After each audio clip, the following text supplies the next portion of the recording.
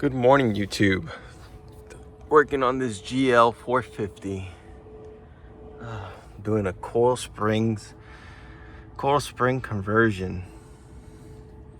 So I want to tell you how I got this spring in there.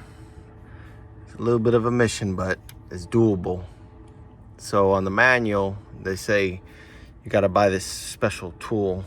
Not this one, it's another one that compresses it completely, and you could take the airbag and put the actual spring just like in the airbag without taking all this off.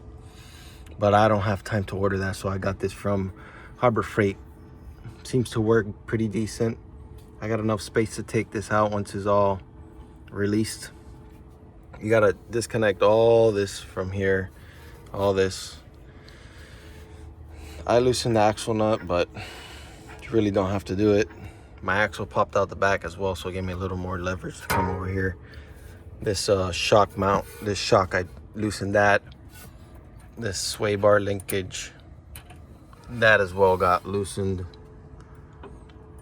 And then this whole thing just drops as low as can be. I have my jack supporting it to give you enough room so you don't have to compress this that much, which is, in my case, is a lot more safe.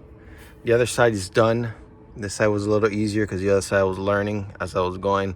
This side I kind of did almost exactly the same, from what I did on the other side. This kit was bought on eBay. It's a cheaper kit. It's not Strut Master. This car has Strut Master, my W220, but ride height is garbage. So far, the ride height on this is actually pretty decent. It comes with some little lifting blocks you can put on top, up here. You put up top there, and you can lift it a little bit if you wanted to, but I'm leaving it standard. It comes with this plastic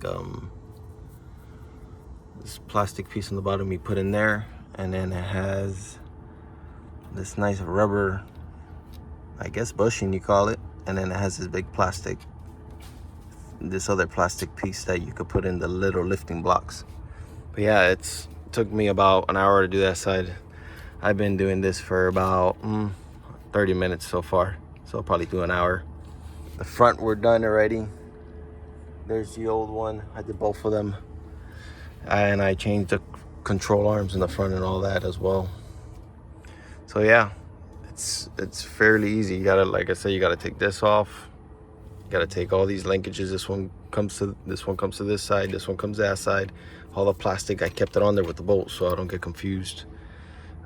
I loosened the axle nut, which is a 38 millimeter, I think so. 36 millimeter. If you have an impact gun, you're gonna need it, because some of the stuff I had to use a little torch and WD-40 to get some of these screws off, because they were on there tight. I didn't change the shocks. I should have changed them, but I know you got to go in there to get to the screw. You got to take off that whole panel on the side to get to the screw. So I'm not changing them. They seem pretty decent. So yeah, there it is.